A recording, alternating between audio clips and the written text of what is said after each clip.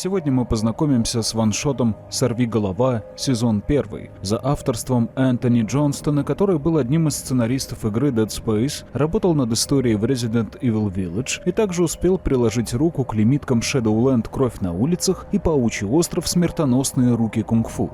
Насчет комикса. Данный ваншот был выпущен в рамках серии «Первый сезон», где нам в очередной раз пересказывают оригин персонажей.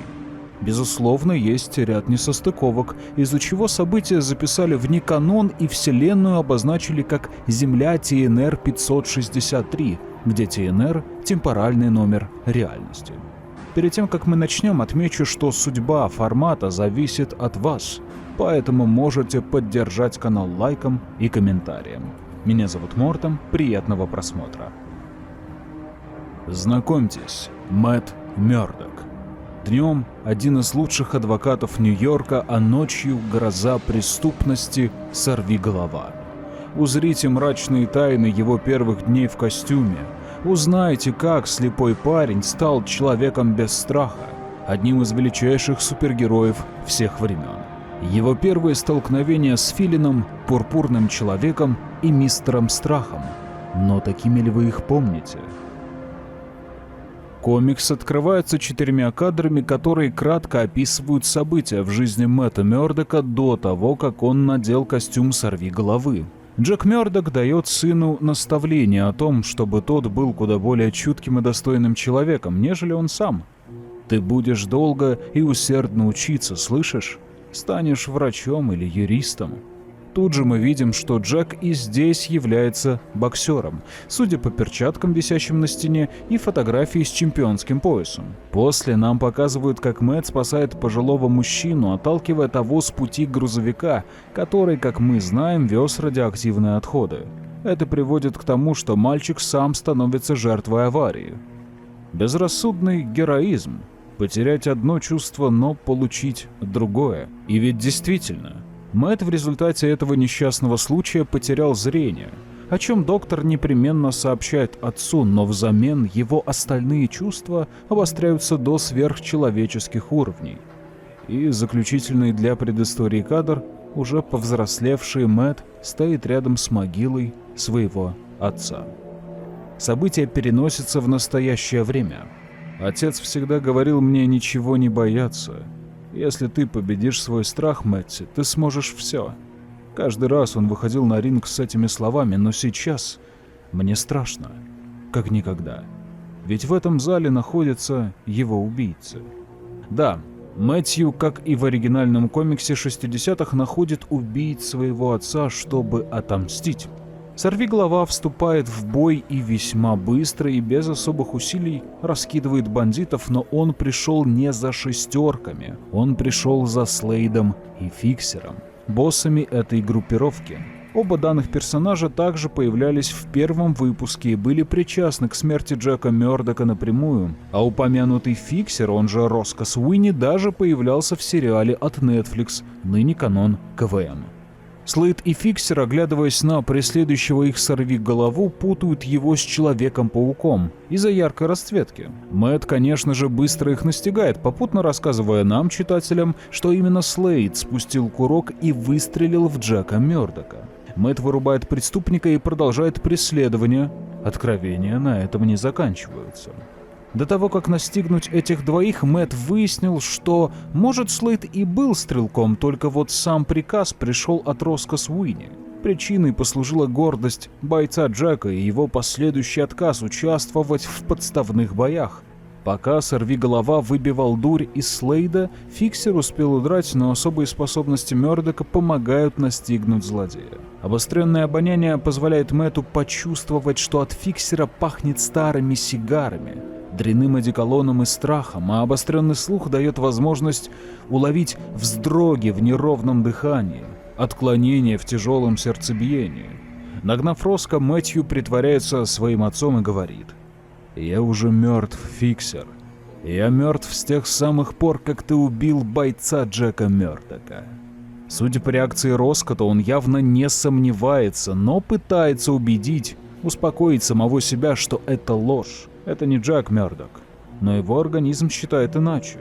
Сердце пропускает удары. на третьей останавливается навсегда. Фиксер умирает. И Сорвиголова сокрушается, потому что он хотел, чтобы перед смертью Роско исповедовался. В рамках религиозности Мёрдока, а Мэтт католик, это крайне важный момент. Далее действие переносится в католическую церковь Святого Финиана. Адская кухня, Манхэттен. На шум в здании выходит отец Сэмюэль Мулен. «Кто здесь? Как ты сюда попал? Ведь двери закрыты. Господи Иисусе!» «Я не хотел тревожить вас, отец. Не думал, что разбужу кого-нибудь, просто мне сложно заходить сюда днем». Здесь же мы видим, что Мэтью, зайдя в храм, в первую очередь ставит свечу. Почему это происходит? Прямой ответ дается буквально на следующей странице, но также есть вероятность того, что я словил СПГС. Так Мэтью просто выражает свою глубочайшую веру. Все это происходит перед статуей Святой Девы Марии. После отец Мулен, как и Слейд с Фиксером, сравнивает Мэтта с Человеком-пауком, но тот быстро его поправляет и говорит, что он сорвиголова. Все проходит более-менее спокойно, однако для пастыря имя гостя все-таки является чем-то крайне чужеродным. Дардевил. И он интересуется. «И все же даже с таким именем ты решил поставить свечку? Не на исповедь ли ты пришел?» На что Мэтт отвечает, что он из хороших парней, и свечка предназначается для того, кто погиб этой ночью. За упокой. Понимая, как это звучит, Сорвиголова убеждает пастыря, что он никого не убивал, и чтобы тот не верил утренним газетам во что бы то ни стало. К тому же смерть Роско не могла не оставить след на душе верующего человека, даже несмотря на то, что потеря отца очень сильно пошатнула веру юного Мёрдока. Вероятнее всего, здесь имеется в виду то, что Мэтью перекладывал ответственность за смерть отца непосредственно на высшие силы. Также в диалоге отца Мулена и Сорвиголовы мы наблюдаем такую картину. Мэтью четко разграничивает себя и свое альтер-эго, потому что он убежден, что Сорвиголове каяться не в чем, а вот Мёрдоку в первую очередь. События переносятся в офис адвокатской конторы Нельсон и Мёрдок, адская кухня. Мэтт и Фоги обсуждают документацию по одному из дел, над которым они работают. Здесь же мы впервые знакомимся с Карен Пейдж, секретаршей. Фоном по ТВ сообщают о некоем члене городского совета Уильяме Доули, который собирается выдвинуть свою кандидатуру на пост мэра Нью-Йорка. Карен подмечает, что все политики одинаковые, на что Мэтт возражает и говорит, что у будущего кандидата жизнь была далеко не сахар. И вместо того, чтобы наслаждаться тем, что у него уже есть, он участвует в выборах и продолжает бороться за лучшее. По крайней мере, Мэтт в это верит и убежден, что нельзя всех людей под одну гребенку подводить. Весь этот диалог прерывает вломившийся через окно Бенджамин Грим, он же существо из фантастической четверки, которое ищет Мэтта Мёрдока. Последний, естественно, знал, что это произойдет, и невозмутимо сидит себе там, где и сидел, еще и слегка улыбаясь. Карен отчитывает Бена, на что существо, как истинный джентльмен, извиняется и говорит, что «я был бы более обходителен, но мы очень спешим». И далее мы видим, как вся фантастическая четверка на своем фантастикаре подлетает к офису. Вот тут события немного расходятся. Суть в том, что в этой вселенной четверка нанимает Нельсона и Мёрдока, чтобы проверить, все ли в порядке с договором аренды их штаб-квартиры, тогда как в старом выпуске речь шла о патентах Рида Ричардса. В целом у автора, как потом мы выясним, какой-то маленький пунктик на тему аренды помещений. Далее события разворачиваются по уже знакомой нам истории. Сорвиголова решается заглянуть в здание Бакстера, где сталкивается с Максвеллом Диланом, также известным как Электро. У них сходу завязывается бой, в ходе которого Дилан говорит: «Если Человек-паук не может меня схватить, то неужели сможет Сорвиголова?» Это уже третье упоминание Человека-паука в контексте появления Сорвиголовы, и подобный факт начинает напрягать Мёрдока. Потому что, серьезно, уже не первый раз кто-то делает упор на сравнение с Человеком-пауком, и Мэтт ничего лучше не придумал, как повыпендриваться. Вот если бы Человек-паук меньше болтал, то у него точно бы все получилось. После чего Электро сбегает, и Сорвиголова вывязывается в погоню. От здания Бакстера Электро уносится в мюзик-холл Радио-Сити, аккурат в концертный зал. Мы видим, как Максвелл берет в заложницы одну из танцовщиц, а Мэтт тем временем прорабатывает план действий. То, что Электро его недооценивает, играет на руку. Я не лазаю по стенам, не стреляю паутиной, не полагаясь на грубую силу. Все, что у меня есть, это обостренные чувства и ум. После этого внутреннего монолога Мэтью бросает свою трость в спринклерный ороситель, это система пожаротушения. Что становится самым лучшим и, наверное, самым логичным способом победить Электро в данной ситуации. Принцесса спасена, дракон повержен, однако Мэтью задается вопросом, а верно ли я все делаю?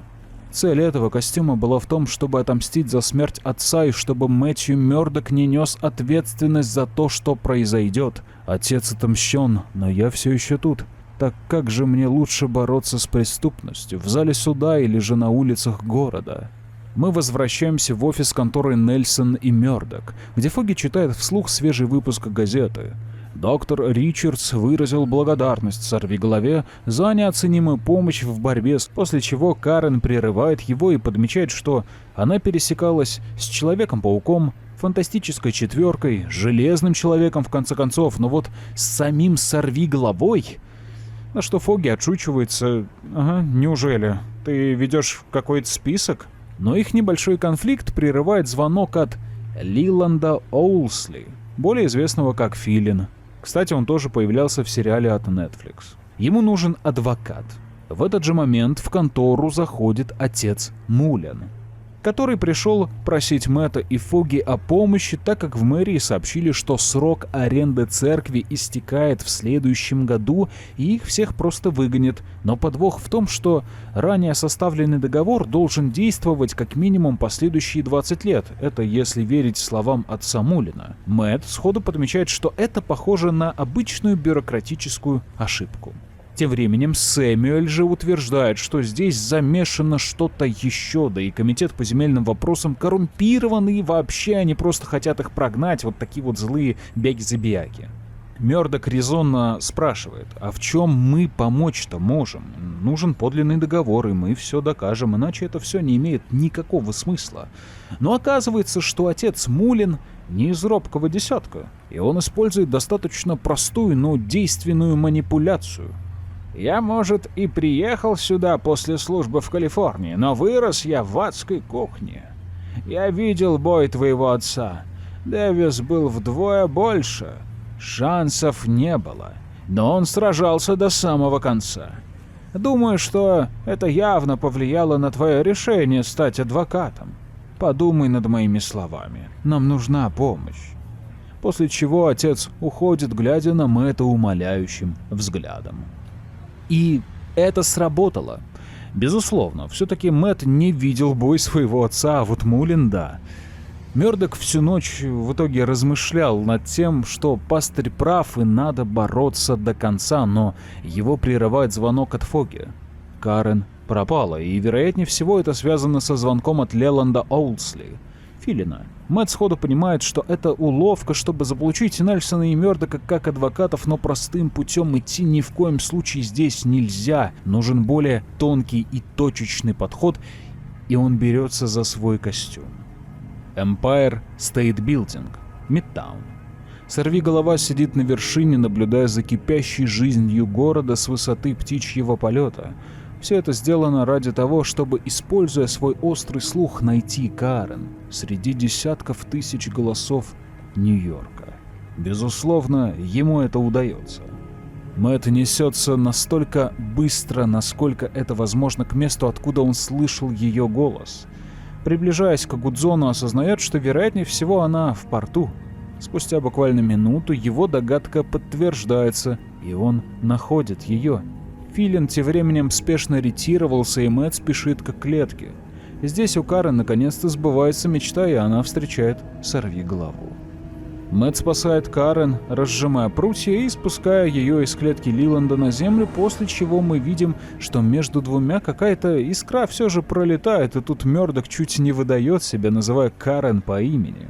Осознав глупость, также глупо пытается оправдаться.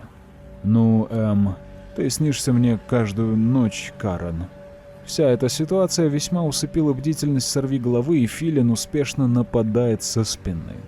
Во время боя Мэтт понимает, что Лиланд, так же как и другие, абсолютно недооценивает его как противника. Этот нюанс позволил сорвиголове победить Электро. Значит, и здесь все шансы на стороне дьявола адской кухни. После Мёрдок с двух ног выбивает Филина из окна. Но тот, пользуясь моментом, пытается улететь. Сорвиголова использует свою трость и с помощью троса обхватывает голень Лиланда. «Филин, дружище, ну не летай так высоко, а то придется совершить аварийную посадку». Олсли падает в воду и, пользуясь заминкой, ускользает, а Мэтью тем временем понимает, что, наверное, амплуа местного остряка стоит оставить Человеку-пауку. Эти колкие фразочки явно не в его стиле. События переносятся обратно в адскую кухню. После той злополучной ночи Карен забрала полиция, а Мэтт получил ценный урок. Если он так хорош в героизме, то личная жизнь и жизнь линчевателя должны идти порознь, никогда не пересекаясь. Безусловно, это связано с безопасностью близких ему людей, и Мёрдок прекрасно осознает, что если он будет и дальше носить этот костюм, то нужно быть предельно осторожным. Мэтт тем временем ведет Фоги на встречу с Биллом Доуэллом, так как решил взяться за дело отца Мулина, на что Фоги справедливо подмечает: «Мы на мели, бесплатные 20 часов мы уже отработали, и чем он платить вообще собрался?» Здесь мне сложно сказать, что имеется в виду под 20 часами, но вероятнее всего это время, затраченное на обучение, что ранее было указано в стандартах повышения квалификации. Если знаете верный ответ, то пишите в комментариях. Мэтт, конечно, хитрый, ведь отказать своему священнику в помощи он не может, однако вопросы аренды имущества находятся в профессиональной компетенции Фоги Нельсона, а Фоги в принципе не может отказать своему другу в помощи, пусть и очень сильно на него злится. К тому же Мэтту, как верующему человеку, как никогда нужно благословение, а значит, нужно помочь. Судя по тому, что Фоги и Мэтт все-таки вместе добрались до офиса советника Уильяма Доуэлла, то значит, все сработало как нужно. Мэтт лишний раз в своей голове осуждает бруклинский говор секретарши. Тут можете просто подробнее почитать про нью-йоркский акцент. После чего двери открываются, и мы видим радушного Билли Доуэлла, который приглашает ребят войти в кабинет. Мэтт выражает восхищение Доуэллу за его работу, однако тот явно куда-то спешит. Просит мистера Нельсона сразу переходить к делу. Ну, понять можно, он все-таки член городского совета, да и начал свою кампанию на пост мэра. Дел полно. Фоги, сомневаясь, поглядывает на Мэтта и кратко обрисовывает ситуацию. У церкви святого Финиана проблемы с вашим земельным департаментом. На что мистер Доуэлл говорит: «Ужас! Какое безобразие! Не знаю, чем помочь. Может, отцу Мулину стоит найти инвестора?» И все это произносится с такой, знаете, натянутой улыбкой. Мэтт вносит поправку. Нужна отсрочка. По документам срок истекает через 20 лет. Слова Мэтта были сказаны будто в пустоту, и это происходит уже второй раз за встречу. Билл абсолютно не замечает Мёрдока и обращается к Фоги. «Мистер Нельсон, в департаменте он говорил вот слово в слово, но в городских записях голяк. Отец Мулин не может сам продлевать контракт». После Уильям откровенно начинает намекать Мэтту и Фоги, что «Вы же в курсе, что он из Калифорнии, да? Все знают, чем они там увлекаются. Может, он уже все того отслужил свое». На что Фоги удивленно вопрошает, мол, «Вы чего хотите сказать, что отец Мулин наркоман?» Мэтт подмечает то, что, наверное, каждый из нас начинает замечать. Как сильно начинает раздражать мистер Доуэлл. Сердцебиение в порядке, вроде правду говорит, но явно что-то скрывает. «А вы уверены, что с документами все в порядке? Ответьте на вопрос». И именно это становится финальной точкой, после которой Мэтт начинает понимать, что тут действительно что-то не так. Потому что вместо ответа Уильям Доуэлл выгоняет их из кабинета под предлогом «Мне не нравится тон вашего партнера, мистер Нельсон. Вам пора». События переносятся в зону ожидания здания суда. Мэтт все еще размышляет над тем, что Доул явно что-то скрывает, но сейчас пора бы переключиться на более актуальные задачи, и мы видим, как Карен и Мэтт идут к одному из своих новых подопечных. Им оказывается Зебедая, или же Джебедая Килгрейв, кому как удобно. Он же Пурпурный Человек. Ну, я склоняюсь, наверное, все-таки больше к Зебедая, поэтому давайте потихоньку привыкать. Тут он, по крайней мере, действительно пурпурный. После того, как Мэтт представил себя с Карен и объяснил расклад дел, то в ответ он получает «Это, конечно, хорошо, но не обязательно». После чего Килгрейв говорит, что вообще ему далеко не до суда, и он просит охранника его отпустить, что тот, естественно, и делает. Кратко о способностях Зебедая. Если я не ошибаюсь, то кожа Килгрейва испускает феромоны, с помощью которых он может управлять сознанием того или иного человека. Поправьте, если я не прав, в комментариях. После того, как тюремная дверь открывается, Килгрейв просит Карен пойти с ним, оставляя Мэтта и охранника просто стоять и смотреть на то, что происходит. Мёрдок пытается сопротивляться, но безуспешно. Это странный момент, позже поясню почему. Спустя некоторое время, когда Мэтт пришел в себя, то он облачается в свой костюм и уже как сорвиголова начинает поиски пентхауса Килгрейва, который даже не пытается скрываться, подмечая, что все-таки сопротивляться ему можно, и у него это почти получилось, в частности из-за слепоты, а значит, шанс победить есть. Мэтт достигает точки назначения и без промедления врывается в комнату, однако все не так просто. Карен все еще под контролем Пурпурного Человека. Никаких мотивационных речей и взываний к разуму. Нет, ни в коем случае. К тому же влияние Зебедая снизошло на нет, что тот и подмечает, получив пару смачных по физиономии. В отместку Пурпурный Человек приказывает Карен спрыгнуть с крыши, а та всего лишь отвечает «Да, конечно». С удовольствием. И та падает вниз. Мэтью ловит ее в полете и говорит, что пора бы завязывать встречаться в подобных обстоятельствах. Карен тут же пытается оправдаться, мол, простите, но ничего не могу с собой поделать. После приземления их окружают репортеры, ждавшие Килгрейва. Их интерес сразу же переключается на новоиспеченного героя в странном костюме дьявола. По всей видимости, это задело эго Килгрейва, и он приказывает всем окружающим убить сорвиголову. Но Мёрдок делает лучшую вещь на свете. Раз я слепой и на меня это не работает, то может и с другими так сработает. И он укутывает Зебедаю во флаг.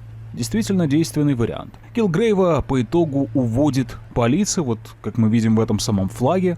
Камеры, напоминаю, все это дело фиксировали. Достаточно эпичное первое появление сорвиголовы в медийном поле. Как тебе такое, Человек-паук? А вот теперь мини-вопрос, который может остаться риторическим. В первую встречу с Зебедаей и Мэтта в тюрьме второй слегка поддается влиянию, а уже после вообще по нулям. Возможно, что это простая условность, но интересно, что вы думаете по этому поводу. Мне, по крайней мере, не очень понятно, как это сработало по итогу. Если Мэтт в одинаковой степени был слеп и там, и там. Ну, не может же он подглядеть одним глазком. Далее у нас абсолютно крутой и пафосный кадр. Сорвиголова стоит на крыше одного из зданий Манхэттена рядом с церковью, куда он частенько наведывается. Мэтт рассуждает на тему того, что ему начинает нравиться Карен. По-другому и не скажешь, хотя нет, скажешь. «Я влюбился в нее по уши», — говорит Мёрдок. Ну, вкусы Мэтта весьма специфичны. Ему иногда нравятся и роковые девушки, и девушки в беде в том числе. «Помоги мне, Боже. Я не знаю, что делать дальше. Мне нужно направление. Дай мне автопилот». И тут Мэтт подмечает, что кто-то еще посетил церковь, некий подозрительный тип, которого он раньше тут не замечал. Подходя ближе, сорвиголова слышит, как отец Мулин с кем-то ругается по телефону. Дело действительно дрянь. Мэтт слышит, что дыхание Сэмюэля неровное, мелкое, сердце бешено стучит. Он испугался аккурат после того, как взял трубку, потому что, скорее всего, ему угрожали, причем физической расправой. Не мудрено, что после этого добродетельный Мёрдок уходит, и его место занимает сорвиголова. Офис Нельсон и Мёрдок. Адвокатская контора. Мэтт читает какие-то документы, написанные шрифтом Брайля. Это рельефно-точечный тактильный шрифт для слепых и слабовидящих. Однако его мысли совсем не тут. Во-первых, об упущенной возможности поиска этого подозрительного типа, что крутился вокруг церкви. А во-вторых, Карен Пейдж. Мэтт приходит в себя и пугает Фоги, мол, а ты что, не читаешь что ли документы и думаешь о чем-то сложном? Не слышу, чтобы страницы переворачивались. На что Нельсон быстро отнекивается. Ну, тут непонятки уже в земельном документе, так что я с ним вожусь. Хороший момент, если честно, потому что, как мы уже знаем, Мэтт не силен в этой области. А вот Фоги наоборот.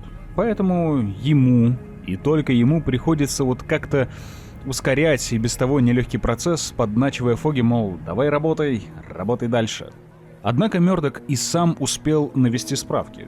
Все-таки лентяйничать ему не хочется. Ему, конечно, неприятно копаться в прошлом своего священника, но зато он узнает, что отец Сэмюэль Мулин имел прозвище «Маленький братец». Хотя братьев и сестер у него нет. Вообще никакой родни.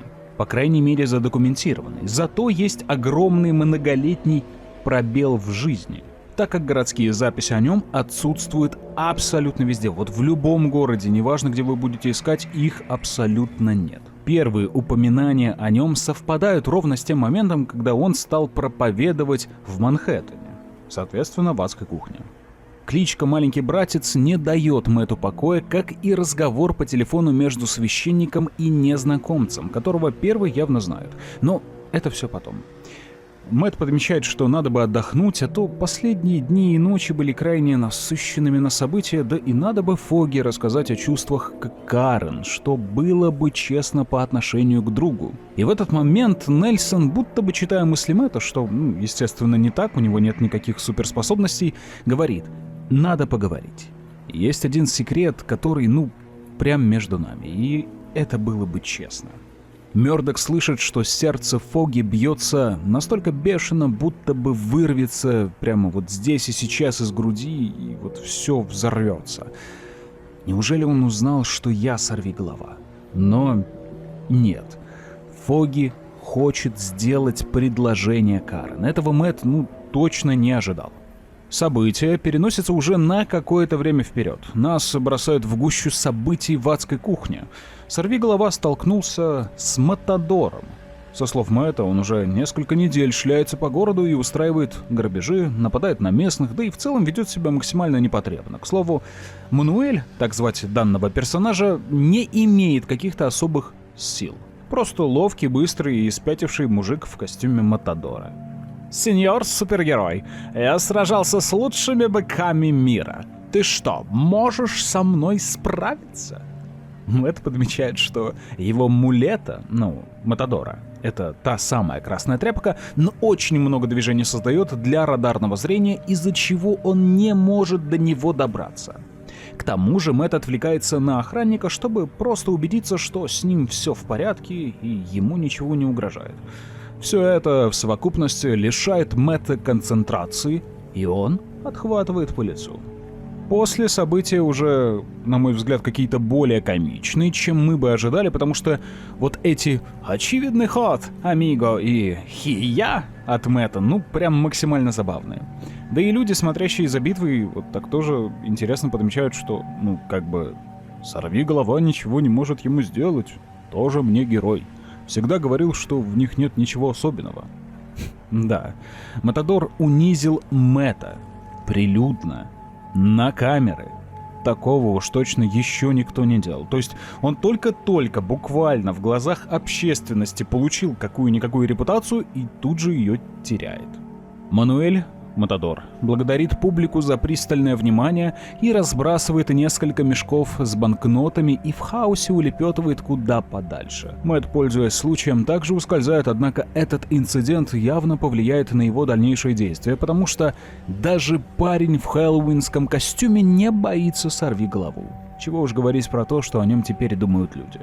Мы переносимся в офис Уильяма Доула, где тот сидит с тем самым подозрительным типом, который выходил из церкви. Мэтью подслушивает разговор этих двоих и выясняет, что с Биллом сотрудничает Стюарт Нейгл, преступник. Доул нанял его, чтобы тот разобрался со священником, ну или же просто запугал его до чертиков. В этот же момент Мэтт начинает падать, потому что голова горгульи банально отламывается. Вероятно, потому что, совсем уж старенькая.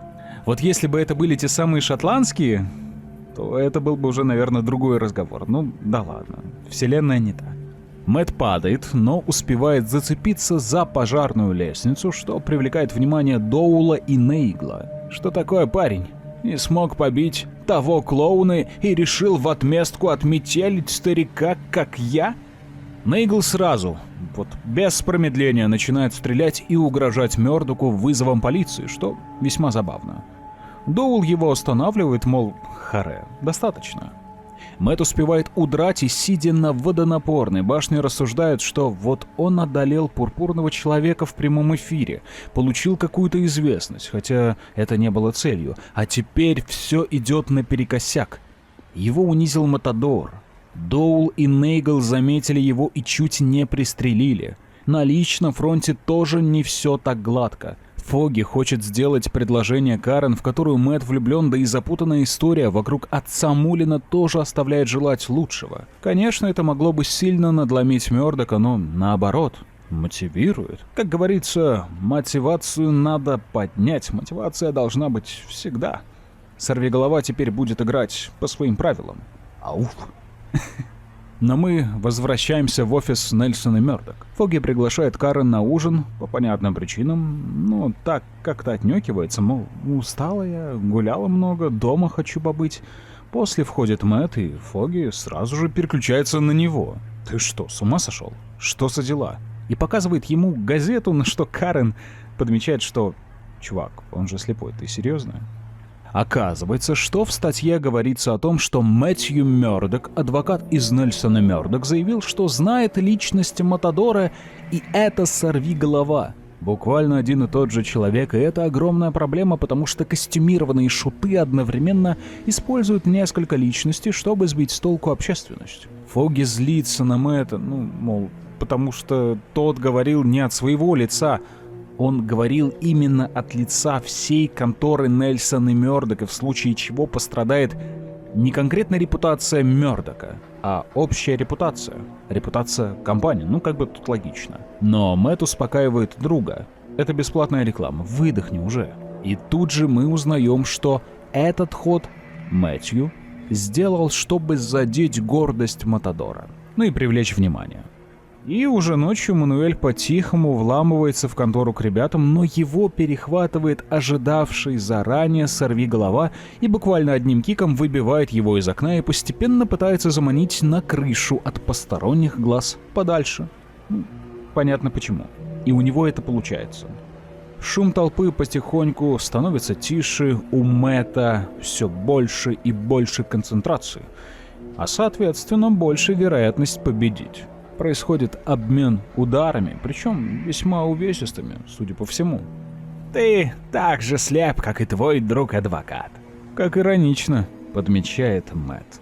«Даже в корриде иногда выигрывают быки». И после Мэтт выбивает действительно как бык Матадора, впечатывая его в стену и подвязывая проводами или чем там еще к лестнице. Копов вызову позже. Есть еще одно дело, и сорвиголова уходит, оставляя Матадора наедине с собой. Католическая церковь святого Финиана. «Простите, отец, ибо я согрешил. Давно не был на исповеди. Расскажи мне все, сынок. Все о своих демонах. Любопытство. Вот почему я стал адвокатом. Но я полюбопытствовал личным делом, историей моего друга. Я отнесся с подозрением. Засомневался, когда должен был верить.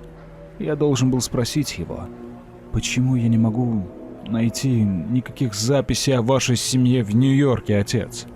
Да, Мэтью пошел в лобовую, так как другого выхода, у него, видимо, банально не было. Но святой отец сразу же парирует, мол, нет у меня братьев и сестер, нет у меня родни. Да и в те годы, юноша, компьютеров не было. Данные были утеряны. Мэтью сразу отвечает, мол, земельный департамент будет задавать эти же вопросы, что и я, особенно если я возьмусь за ваше дело, чтобы запятнать вас. Что вы скрываете? Расскажите. На что отец Мулин отвечает. Ох, кто бы говорил, это я скрываю что-то от тебя. Довольно лжи. Я знаю, кто ты. Сорви голова. Отец Мулин пытается убедить Мэтта после такого шокирующего твиста, что, мол, давай не отрицай, даже не пытайся, я каждую неделю сижу часами в этой коробке и могу узнать по голосу каждого. Не знаю, почему ты бегаешь в костюме дьявола, но довольно лжи. Мэтт не успевает ничего противопоставить, и отец Мулин просит его уйти. Может, Бог простит тебя, Мэтью? Но я не могу. Уходи. События переносятся в библиотеку уголовного права, первый судебный округ, Нью-Йорк. Мэтт и Фоги продолжают работать над делом, потому что отец Мулин не говорил им заканчивать работу, что, логично. Впрочем, зная, что Мёрдок сорвиголова, он явно вообще ничего общего теперь с ним иметь не хочет. Так вот, Мэтт сокрушается, что повторно ничего не может найти в городских архивах, в частности, информацию о родственниках Сэмюэля. А Фоги тем временем не может найти оригиналы документов на аренду. Отсутствует все буквально за последние 50 лет. Абсурд, как утверждает Фоги, но не могут же они просто так взять и исчезнуть. Мэтт выдвигает теорию, что, может быть, кто-то от них избавился, потому что, возможно, там что-то плохое или компрометирующее. Фоги сразу подмечает, какое совпадение. Доул в своей предвыборной кампании обещал дать зеленый свет застройщикам, а для этого нужна земля. Мы докопаемся до правды, какой бы она ни была, говорит Мэтт. Любой ценой. Да, к черту политиканов, добавляет Фоги. После Мэтт уводит тему на личное. Как там с Карен дела? На что Фоги мнется, не может ответить и по итогу признается, что она одержима сорвиголовой и ей больше ничего не интересно. Она говорит только о нем. Я обычный парень, а он герой. На что Мэтт отмечает, что сорвиголова — фантазия. А герой — это ты, Фоги. Когда выходишь из зала суда, ты не можешь стрелять паутиной, да, или ты не можешь поднимать грузовики и швыряться ими, но ты защищаешь простых людей абсолютно так же, как если бы сражался с грабителями в схватке 1 на 1. А еще тебе платят, Фоги. Нельсон приободряется, конечно, но этого явно мало. У нас тут опять таймскип, наверное, несколько часов после событий предыдущей страницы. Мы видим улицы Нью-Йорка, где сорвиголова пытается остановить костюмированных головорезов, грабителей. Это Бык и Угорь. Первого не пробить, а вот по второму удары скользят из-за особенностей костюма. Тут же мы узнаем, что их босс все это время сидел во фургоне и наблюдал за ними. Мэтт пытается собраться с силами и придумать план, как задержать негодяев, однако в бой вывязывается старшой, никто иной, как мистер Страх. Здесь они впервые пересекаются. Мэтт отмечает, что он какой-то косой, как-то целились-то, оказывается, и не в него. Вокруг появляется ядовитое облако, и сразу все становится ясно. Это что-то вроде газа, что вызывает панические атаки, газа страха. Да, знаменитый человек без страха впервые почувствовал страх, весьма иронично. События далее переносятся в музей мадам Тюссо спустя некоторое время. Таймс-сквер, Манхэттен. Карен решила, что парням нужен отдых, поэтому она предпринимает попытку вытащить их прогуляться. В итоге они попадают на выставку, где можно найти статуи Магнета, Тора, Капитана Америки, Халка, Железного Человека, Локи, Доктора Стрэнджа, Доктора Дума, Джиггернаута, Мистерио, Человека-паука, Бена Гримма из Фантастической четверки. Также, вероятно, я не особо понял, кто это, не могу пока распознать. Вероятно, это Пира из Людей Икс и Ангела. Похоже, по крайней мере, на крылья. Наверное, тут даже есть Раматут один из вариантов Канга-завоевателя, ну и, конечно же, куда без сорвиголовы. Карен тут же отмечает, что статуя дьявола адской кухни не так хороша, как оригинал. Я добавлю, что в музее Мадам Тюссо обычно у нас стоят восковые фигуры, если вдруг забыли или вдруг не знали. Автор работ спешит возразить на слова Карен, мол, ну, какой есть. И, кстати, кажется, этот герой убежал от мистера Страха, испугавшись за свою шкуру, но даже несмотря на это, он, без сомнений, заслужил свое место здесь. Мэтт слышит этот диалог и пусть лишь про себя, но объясняет, что, конечно же, причина была, почему я убежал. Шарики страха — это серьезное оружие, и, возможно, это худший кошмар не только сорвиголовы, но и всего города. Карен извиняется перед скульптором и говорит: «Мистер Драго, где же мои манеры? Простите, это Мэтт Мёрдок. Мэтт — это Золтан Драго». Он сделал все эти статуи, и Мёрдок сразу узнает запах, исходящий от нового знакомого.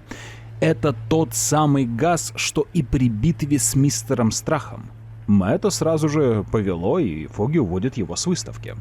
Они в итоге выходят втроем, и Мэтт говорит, что ему нужен отдых, а они вдвоем могут пройтись, сходить в кино, побыть вдвоем. Уходя, Мёрдок подтверждает свои опасения. Чувства не врут. Золтан Драго действительно мистер Страх. Однако это не самая главная проблема сейчас. В данный момент важно сосредоточиться на деле Мулина и сказать Карен впоследствии, что для нее есть особая задача, от этого зависит куда больше жизни, нежели новоиспеченный злодей и его опасное оружие. Брайант Парк, Мидтаун. Нейгл и Доул пересекаются в парке, ну, знаете, как в таких шпионских фильмах. То есть быть незаметным на виду. Стюарт прям по-актерски предлагает какую-то взятку Доулу, но тот также наигранно от нее отказывается. Это все записывается на камеру. Они, кстати, не знают, что за ними следят, и продолжают свой диалог. «Если ты такой нервный, что ты в офисе встречу не назначил?» «В офисе? Твоя идея была встретиться в парке». «Да ну, твоя секретарша мне звонила». «Нет, она получила сообщение от тебя». Уильям осознает, что это подстава, и оказывается, вся их наигранность, оказывается, это просто вот так они себя странно и карикатурно ведут. Тут же мы выясняем, что слежку ведет Карен Пейдж. Доул бросается в погоню за Карен. Та спешно ловит такси и успевает уехать, а ему уже ничего не остается, кроме как сокрушаться, мол, чертовы журналисты, бла-бла-бла, 5-10. Нейгл тем временем находит визитку. Она не журналист, она хуже. И мы видим, что это визитка Карен Пейдж, помощник адвоката. Нельсон и Мёрдок, адвокатская контора. Карен возвращается к ребятам в офис и показывает сделанные ею снимки. Фоги говорит, что узнает Доула, а вот второго видит впервые. Мэтт сходу описывает, что крупные, неопрятные, темные волосы и голубые глаза. Карен говорит «да». На что Мэтт отвечает окей, это Стюарт Нейгл, ирландский преступник, и да, Карен, ты молодец. Фоги, мы только что подтвердили твое предположение, Доул коррумпирован, и это отличный рычаг давления. На что Фоги возражает, мол, рычаг? Ты в своем уме? Эти фото не являются доказательством. Мы так не делаем. Но Мёрдок прекрасно понимает, что порой можно и приступить. Мэтт осознает, что иногда можно пойти просто иным путем. С некоторыми чиновниками нужно действовать, в частности, на их поле. Грязно, желательно через медиа. Дай журналистам эту информацию, они начнут копать. Это будет особенно вредить, когда начнется предвыборная кампания на пост мэра. Фоги не одобряет такие методы, а вот Карен, она напротив, очень даже за. Тем временем все это напомнило Мэтту кое-что, после чего тот собирается нанести визит мистеру Страху. Мы возвращаемся в музей Мадам Тюссо. Бык, Угорь и мистер Страх ждут прибытия сорвиголовы. По крайней мере, Золтан в этом уверен, потому что он тщеславен, высокомерен. Как он может не прийти, не посмотреть на свое подобие? И сорвиголова действительно появляется и с одного удара вырубает быка. Умно, отважно, но это ненадолго. Мэтт опять начинает причитать, как и в тот раз, когда стал жертвой газа страха. «Простите, мистер Страх». Этим пытается воспользоваться Угорь, чтобы схватить Мэтта, но это оказывается уловкой. Для того, чтобы справиться со специальным покрытием костюма Леопольда, так зовут Угря, я напоминаю, Леопольд Страйк, Мэтт использует песок. а против газа мистера Страха затычки в нос. Но на все про все, как говорит Мёрдок, всего лишь 30 секунд. Одно задержанное дыхание. Мистер Страх понимает, что его план не работает. «Невозможно. Прячься, черт! Моли о пощаде!» И начинает обстреливать всю комнату своими капсулами с газом. Все пространство заполняется этим ядовитым веществом, становится тяжело дышать. Бык уже надышался, и поэтому он видит вместо сорвиголовы настоящего дьявола. Очень похоже на момент из фильма «Бэтмен. Начало» Кристофера Нолана, где Бэтмен использует против Крейна его же оружие, и тот видит в Бэтмене некое инфернальное существо. Драго тем временем пытается удрать. Мэтт использует принцип домино, в основе которого здесь представляются статуи, которые создавал Драго. Тут у нас, кстати, есть дополнение в лице Электро, Суперскрулла, Крейвена, Росомахи, Немора, Циклопа, Стервятника. Все они постепенно падают и сбивают с ног мистера Страха. Тот уже обессиленный лежит и умоляет его не трогать. Сорвиголова тем временем подходит к нему и говорит: «Не знаю, зачем ты одеваешь этот противогаз, Драго, но ты без того трус». После Мэтт позвонил копам и сообщил, что именно Сорвиголова поймал мистера Страха. Порешать репутационные вопросы, скажем так. После разборок с Золтаном Мэтт возвращается к делу отца Мулина. Совместно с Фоги они разобрали часть документов, готовясь к слушанию, однако что-то здесь не так. «Фоги, все в порядке?» Да, все хорошо». Однако Мэтт слышит, как сердце друга предательски быстро бьется, да и дрожь в голосе его выдает. Выясняется, что Фоги так и не собрался с духом, чтобы сделать Карен предложение, потому что ее одержимость сорвиголовой портит абсолютно все. Ох, Фоги, я же говорил, супергерои — лишь фантазии. Все девчонки задирают носы, когда Человек-факел летит, только вот возвращаются они к своим мужьям. Но это не убеждает Фоги. Он очень сильно сомневается в себе, ревнует к Сорвиголове, сравнивая себя с ним. Ей не нужно ничтожество вроде меня, ей нужен герой. Мэтт ему абсолютно спокойно отвечает: «Друг, иди домой, выспись, завтра тяжелый день. Когда мы победим, а мы победим, будь уверен, то ты увидишь, кому действительно принадлежит сердце Карен». После мы видим, как Мэтт рефлексирует на тему последних событий. Еще один злодей, который не воспринимал меня всерьез. Страх — это сила, которая управляет людьми, так что не мудрено, что Золтана слушали не из уважения, а именно из страха. Эти рассуждения приводят Мэтта на вечернюю службу. Католическая церковь святого Финиана, адская кухня. Отец Мулин не хотел видеть Мэтта Мёрдока, но, быть может, Сорвиголова сможет его убедить появиться на слушании. Волны били в лодку так, что она уже сполна наполнялась водою. А он спал на корме, на возглавии. Будет его и говорят ему: «Учитель, неужели тебе нет дела до нашей погибели?» И встав, он взмолвил: «Умолкни, перестань». И ветер утих. Да воздвиглась тишина смиренная. Проповедь хорошая, как подмечает Мэтт, но за голосом отца Мулина слышно, что не все в порядке. Физически он здоров, все хорошо, но вот духовно сломлен. Он принял поражение. Сдался, убеждая себя, что Нельсон и Мёрдок проиграют дело. Может быть, он и прав, но надо бороться до конца, верить, подмечает Мэтт. Вот тут все буквально так, как и отец Мулин первоначально сказал Мёрдоку. Надо идти до конца, как твой отец, который не страшился более мощного противника. Офис Уильяма Доула. Фоги врывается в кабинет Билла и сходу начинает сыпать обвинениями и угрожать фотографиями, которые сделала Карен. Это весьма глупо и безрассудно, это спору нет. Тем не менее, Уильям невозмутимо отвечает: «Окей, хорошо, не думал, что у тебя есть яйца, дружок, чтобы вот так вот ворваться ко мне и угрожать. Но что ты теперь скажешь-то, а?»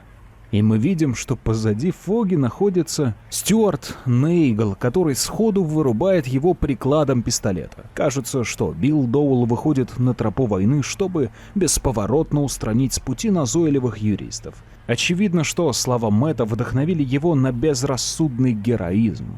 Вероятно, это та параллель с самым началом комикса. Офис Нельсон и Мёрдок. День слушания дела отца Мулина. Карен сообщает Мэтту, что Фоги так и не появлялся с тех пор, как она здесь, и, возможно, он заходил, но уже спешно убежал в суд. Мэтт говорит: окей, такое возможно, но он точно знает, что его друг так и не заходил сюда с прошлого раза. Ладно, я в суд. Позвони Фоги, может, он проспал. Карен начинает что-то подозревать, но Мэтт успокаивает ее, говоря, что «не, все в порядке, ты не волнуйся».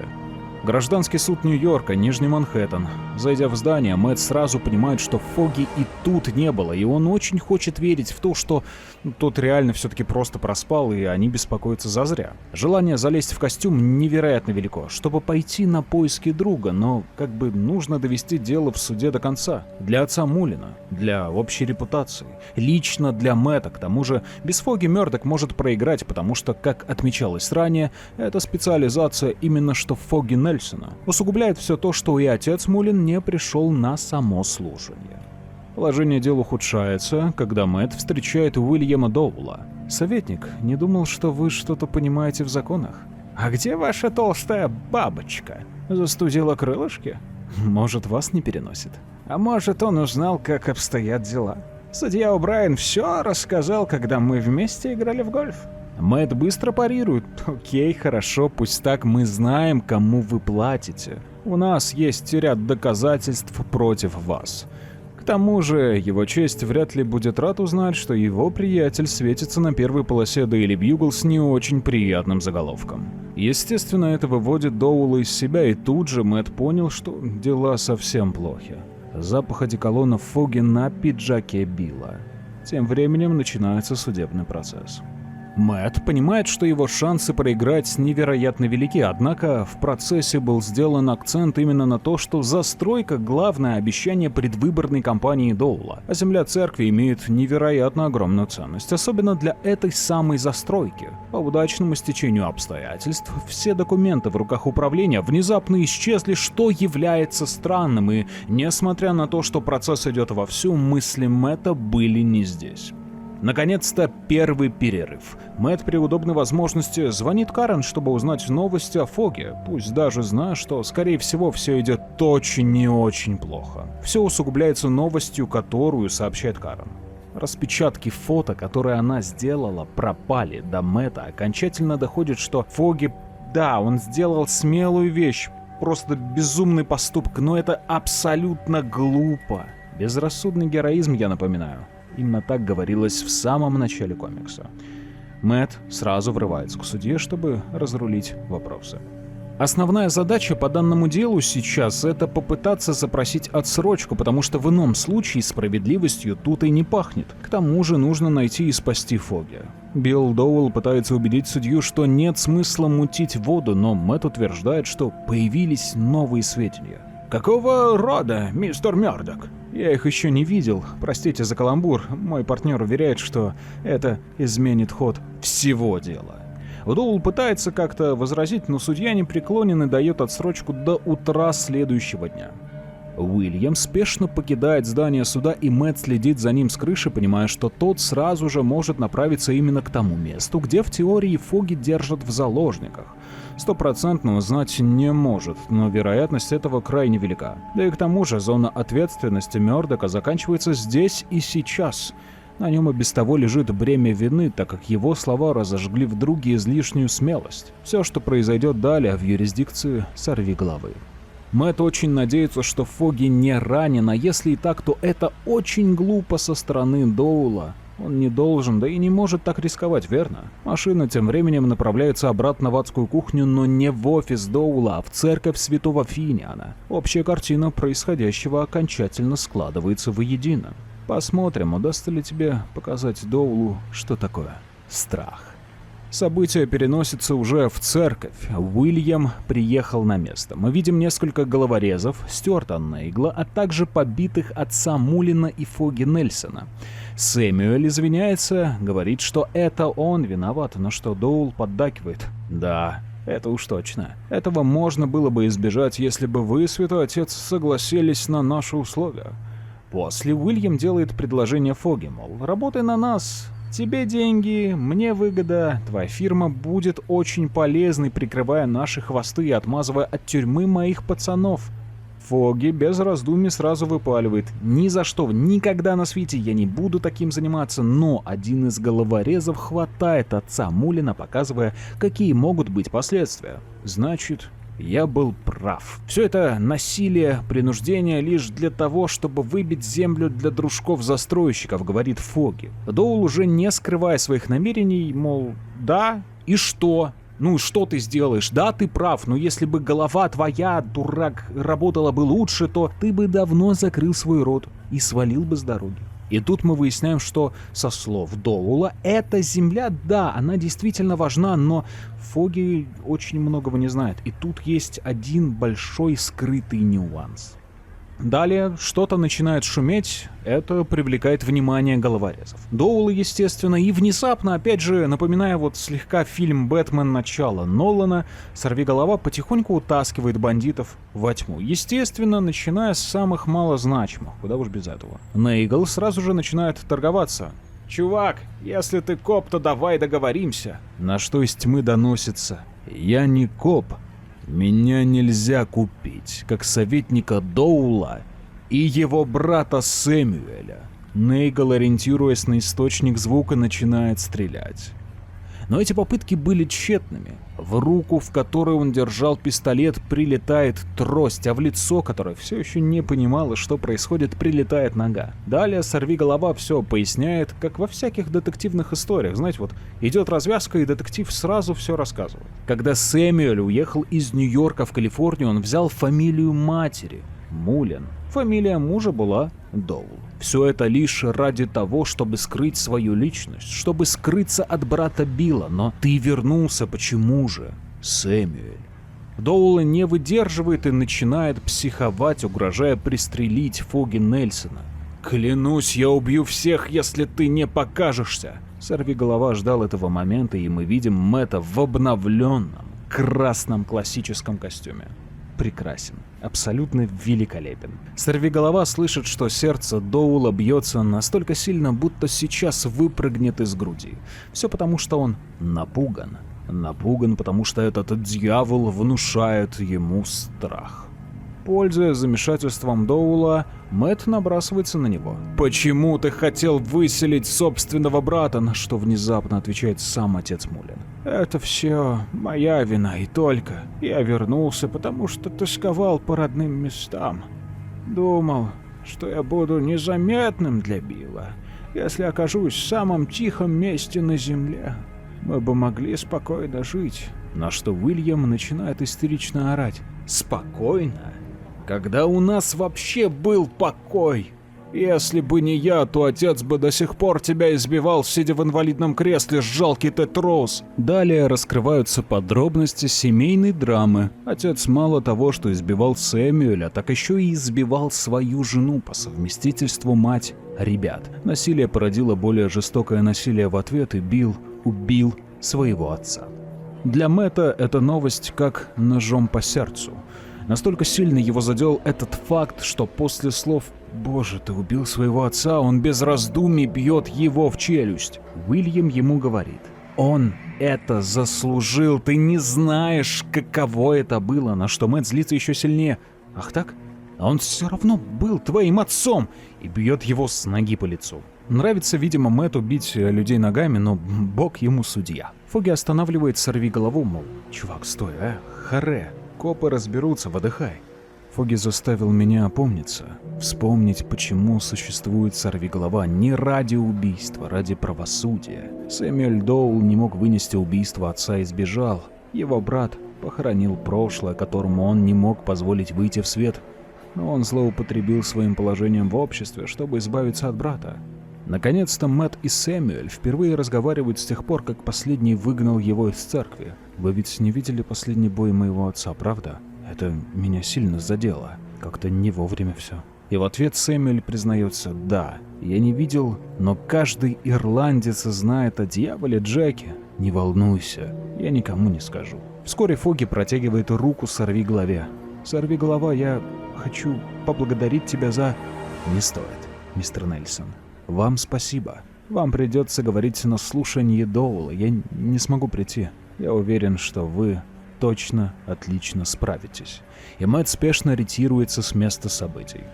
Далее мы видим, как Мэтт наблюдает за Карен и Фоки, которые постепенно налаживают свои отношения. Накрыт стол, вино разлито по бокалам, все так, как и нужно. Да, он не сделал предложение, потому что понимает, что если это случится, то их дружбе, статусу кво, который есть сейчас, будет положен конец. Фоги пытается насладиться такими моментами вдоволь, пока это возможно. После мы видим рассуждение Мэтта о своей жизни. Последние несколько месяцев показали, что завязать я не смогу, даже если захочу. Нужно быть начеку с этой двойной жизнью. Пока есть такие, как Доул, которых даже Мэтт Мёрдок не может одолеть в суде, Сорвиголова будет тем единственным, кто сможет докопаться до правды любыми путями. И мы видим, как репортеры окружают Доула, чтобы расспросить его о скандале, который произошел. Естественно, его политическая карьера окончательно разрушена. «Будет нелегко», — говорит Мэтт. «Но кто знает, какие психи меня ждут, готовые вступить на ринг и сделать выстрел. Дайте всех. Я не боюсь». И на арте, как вы могли давно заметить, мы видим Электру, Меченого и, конечно же, Уилсона Фиска. Вот и подошла к концу история ваншота «Сорвиголова» сезон 1. Если вы хотите получить больше таких же историй, напишите в комментариях, что вам более интересно. Не забывайте ставить лайки, подписываться на канал и поддерживать добротным комментарием. Большое спасибо за просмотр, друг. Пока-пока.